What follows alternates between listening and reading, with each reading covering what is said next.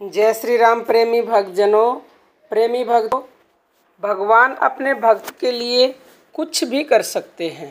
बस शर्त ये है कि भक्त की भक्ति सच्ची होनी चाहिए, भक्त का भगवान में पूर्ण प्रेम होना चाहिए।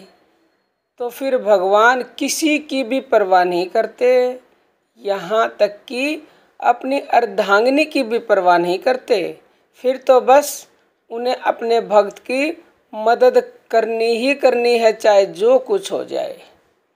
अगर भक्त सच्चे मन से भगवान को याद करता है, सच्चे मन से उसकी भक्ति करता है, तो प्यारे भक्तों, निसंदेह भगवान आपके लिए भी सब कुछ करेंगे।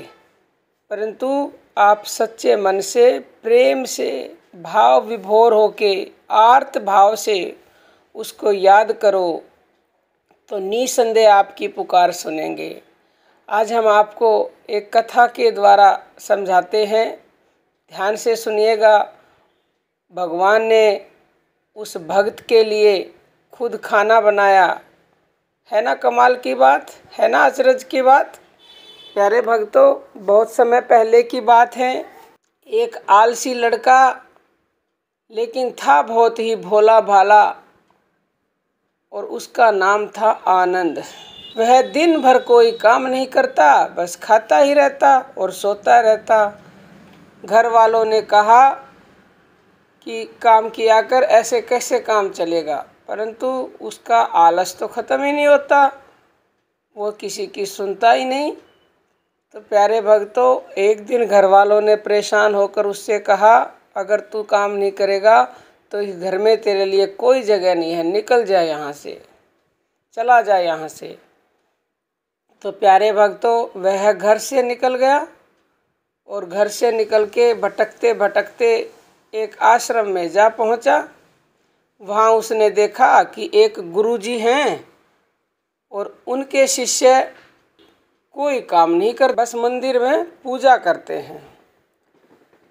उसने मन में सोचा, यह बढ़िया काम है, कोई काम धाम नहीं, बस पूजा ही तो करनी है। गुरुजी के पास जाकर पूछा, क्या मैं यहाँ रह सकता हूँ? गुरुजी बोले, हाँ हाँ, क्यों नहीं, लेकिन मैं कोई काम नहीं कर सकता, ऐसा कहा उसने। तो फिर गुरुजी कहने लगे, कोई काम नहीं करना, बस पूजा करनी है। आनंद बोला, ठीक है, वह तो मैं कर लूँगा। अब आनंद महाराज जी के आश्रम में रहने लगे। ना कोई काम, ना कोई धाम, बस सारा दिन खाते रहो और प्रभु की भक्ति में भजन गाते रहो और भगवान को याद करते रहो। तो ऐसे 1 महीना हो गया।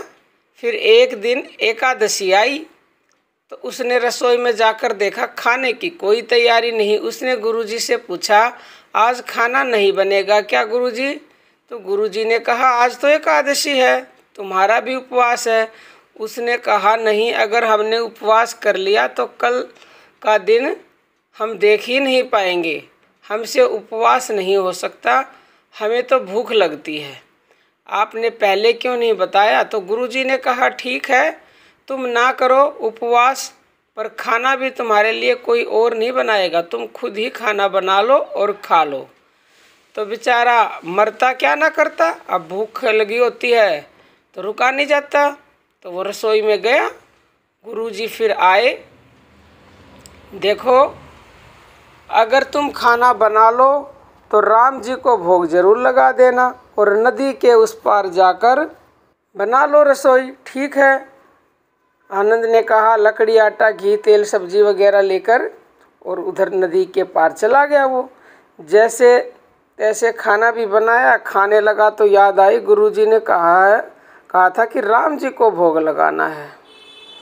लगा भजन गाने, आओ मेरे राम जी, आओ मेरे राम जी, भोग लगाओ मेरे राम जी, प्रभु राम आइए, श्री राम आइए, मेरे भोजन का भोग लगाइए।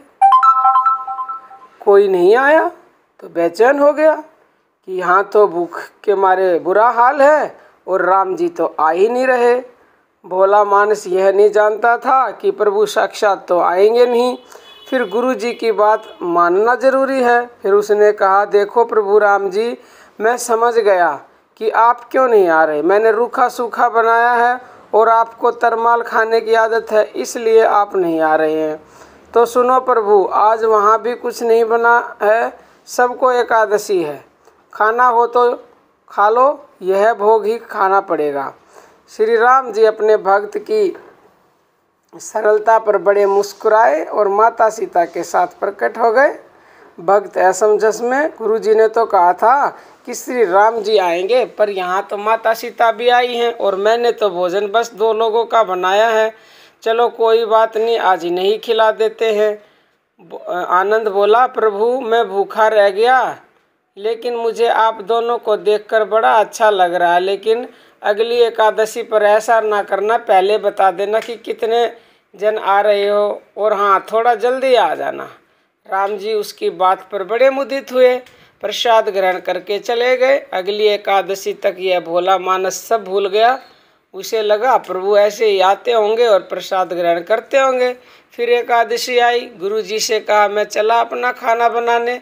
गुरुजी थोड़ा ज़्यादा अनाज लगेगा, वहाँ 2 लोग आते। गुरुजी मुस्कुराए, भूख के मारे, बावला है, ठीक है ले जा और अनाज ले जा। अब की बार उसने 3 लोगों को खाना बनाया, फिर गुहार लगाई, प्रभु राम आइए, सीता राम आइए, मेरे भोजन का भोग लगाइए। प्रभु की महिमा भी निराली है, भक्त के साथ कौतुक करने में तो उन्हें बड़ा ही मजा आता है। इस बार वे अपने भाई लक्ष्मण, भरत, शत्रुघ्न और हनुमान जी को लेकर आ गए। भक्त को तो चक्कर आ गई ये देखकर, अरे यह क्या हुआ, 1 का भोजन बनाया तो 2 आए, और आज 2 का बनाया तो पूरा खानदान आ गया। लगता है आज भी भूखा ही रहना पड़ेगा। सबको भोजन लगाया और बैठे बैठे देखता रहा। अनजाने ही उसकी भी एकादशी हो गई। फिर अगली एकादशी आने से पहले गुरुजी से कहा, गुरुजी ये आपके प्रभु श्री राम जी अकेले क्यों नहीं आते, हर बार कितने सारे लोग ले आते हैं, इस बार अनाज ज़्यादा देना। गुरुजी को लगा कहीं यह अनाज बेचता तो नहीं है, देखना पड़ेगा। भंडार में कहा इसे जितना अनाज चाहिए दे दो और छुप कर उसे देखने चल पड़े।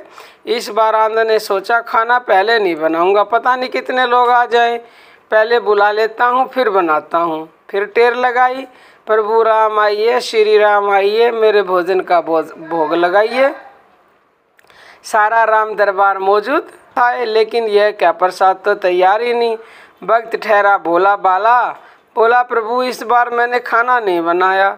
प्रभु ने पूछा क्यों? बोला मुझे मिलेगा तो है नहीं। फिर क्या फ़ायदा बनाने का, आप ही बना लो और खुद ही खा लो। राम जी मुस्कुराए, सीता माता भी गदगद हो गई। उसके मायूस जवाब से लक्ष्मण जी बोले क्या करें प्रभु?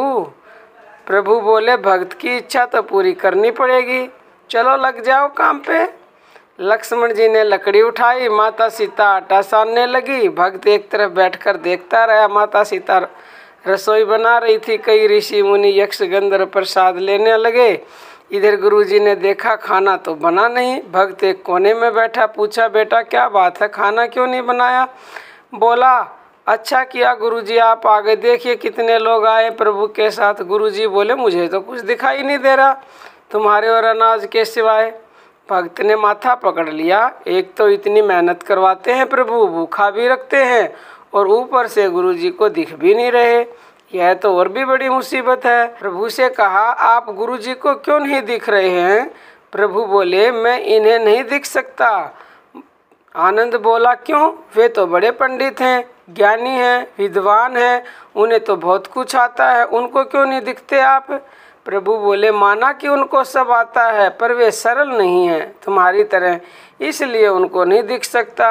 आनंद ने गुरुजी से कहा गुरुजी प्रभु कह रहे हैं आप सरल नहीं हैं इसलिए आपको नहीं दिखेंगे। गुरुजी रोने लगे, वाकई मैंने सब कुछ पाया पर सरलता नहीं पा सका तुम्हारी तरह, और प्रभु तो मन की सरलता से ही मिलते हैं। प्रभु प्रकट हो गए, गुरुजी को भी दर्शन दिए। इस तरह भक्त के कहने पर प्रभु ने रसोई भी बनाई। प्यारे भक्तों, आपकी भी अगर भक्ति सच्ची है, आप में भी सरलता है, कोई भेदभाव नहीं है, कोई पेट पाप नहीं है, तो भगवान आपकी सरलता से, आपके भोलेपन से प्रसन्न होकर आपको भी अवश्य ही दर्शन देंगे और जो आप चाहेंगे वो आपके लिए निसंदेह करेंगे। प्यारे भक्तों, आज के लिए इतना ही। जय श्री राम प्रेमी भक्तजनों।